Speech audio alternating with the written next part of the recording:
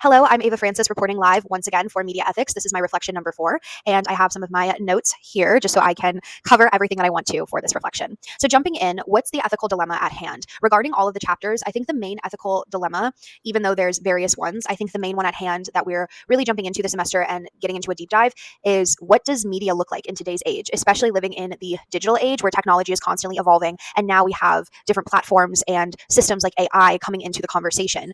Can we trust the media anymore? What does it look like for the world to have access to becoming the reporters and becoming the media in this day and age, whether it's social media platforms like Instagram, Snapchat, TikTok, or websites and forums like blogs and other online platforms? Like, can we trust the media, and what is it like in this digital age having the media in the palm of our hands? Mark Doozy is a communication scholar who is mentioned in this chapter, in chapter 9. He conceptualizes media culture as media life. That is, I quote Doozy, that we live in media.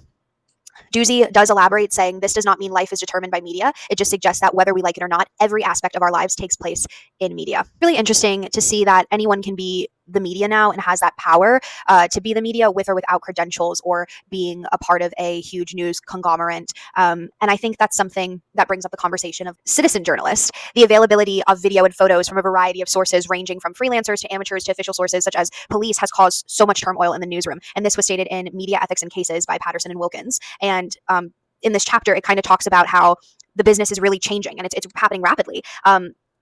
People are not handling content, especially when it comes to sensitive news stories. They're not handling them the way that journalists who, go through media training are taught to handle it. So, that's lacking ethics. And we've seen something in our world just recently where there are videos and photos that, someone might necessarily shouldn't be able to see, And also there does need to be, I guess, a sense of disclaimers and sensitivity censorship and things like that.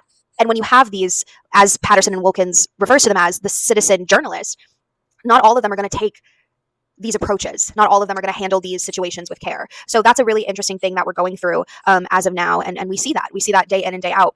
But it is also interesting to see how citizen journalists can be, I guess you could say, a part of the situation in many aspects. Like in Media Ethics Issues and Cases, there was an example where a video of the Midwestern tornadoes were taken at great personal risk by amateurs who they're not on payroll.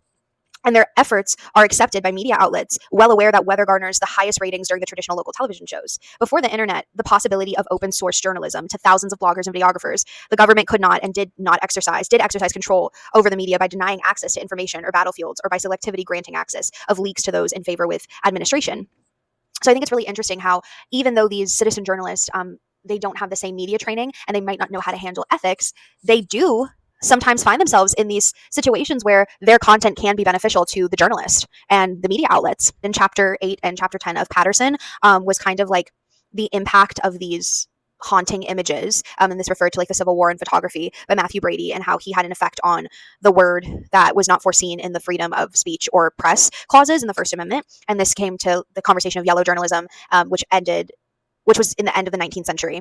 And this was really the right to privacy. When it comes to some of the case studies, I found it interesting that Patagonia, their campaign was targeted by the president, and it showed the lack of media ethics and how there wasn't really an ethical approach on his behalf. Like someone calling a brand known by many and millions near and far like liars is in nowhere like ethical at all. And some would argue that Patagonia, like suing the president, wasn't ethical either. But I thought it was interesting because it really does show that Patagonia use their voice and they use social media to stick up for themselves. And they did it in a way that could be beneficial to saving their reputation and saving their brand and using self-defense against someone trying to almost have a smear campaign against them and false advertise their brand. So I think the topic at hand, honestly, when it comes to the ethical dilemma for reflection number 4 is who can you trust? Breaking down AI and trying to see how that works in the newsroom, trying to see where entertainment is going, and also keeping that ethical integrity no matter what. So that was my reflection number 4. Thank you so much for tuning in, and I will see you next time.